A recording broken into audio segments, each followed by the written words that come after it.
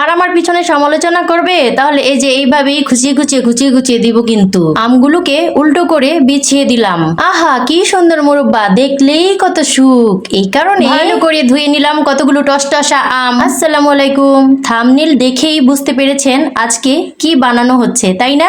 হ্যাঁ, আমের মৌসুম, তাই তো একটু আমের বিভিন্ন রকমের আচার, মোরব্বা এগুলো না হলে কি জমে?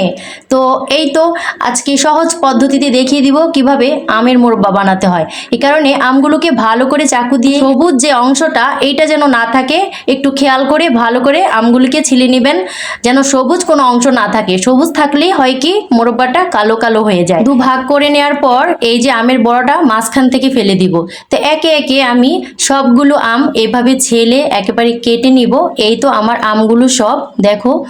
এই আমগুলোকে আমি এখন সুন্দর করে দুটা কাঁটা চামচ নেব।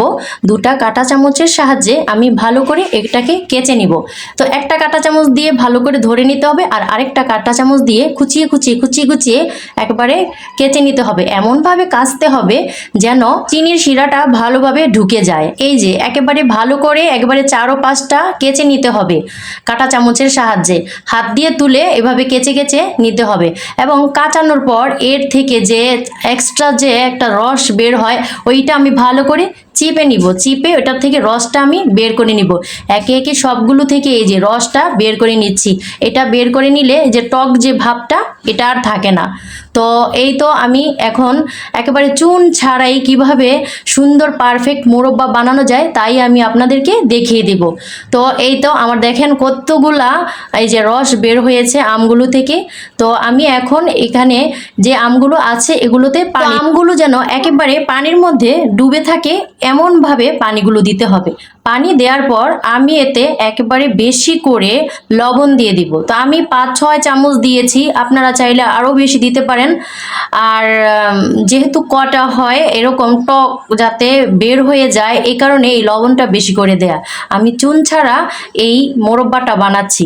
তো এই তো আমি 7 ঘন্টা রাখার পর এখন একেবারে ভালো করে চিপে নিব। আমগুলো থেকে যে পানি এবং যে টক ভাবটা এটা যেন বের হয়ে যায়, এই কারণে ভালো করে একবারে চিপে নিব হাত দিয়ে। এরকমভাবে চিপতে হবে যেন সবটা পানি বের হয়ে যায়।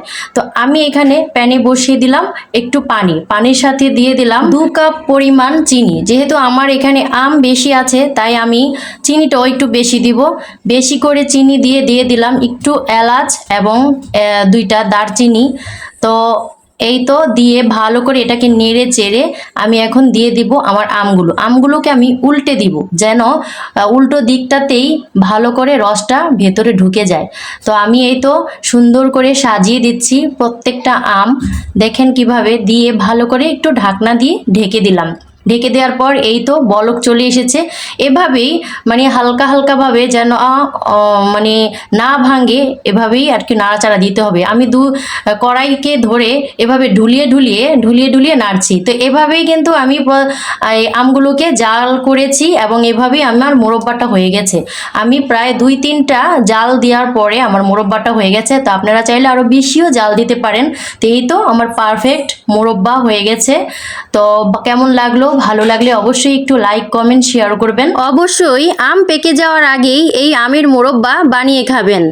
আজকের মতো এখানে বিদায়। আল্লাহ হাফেজ।